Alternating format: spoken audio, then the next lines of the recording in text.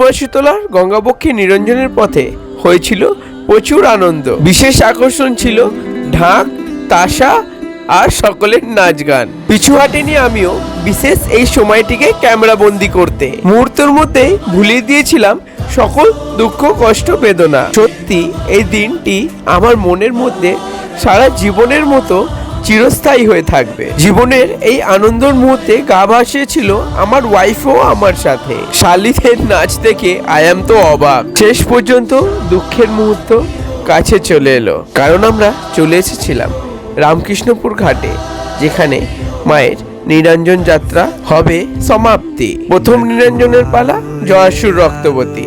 তারপর বড় মা শীতলাকে নামানো হলো রথ থেকে। বড় মা শীতলা জলে পড়া মাত্রই জয় মা শীতলা কমেন্ট করবেন, আপনাদেরও সব মনস্কামনা পূর্ণ হবে। আসছে বছর আবার হবে।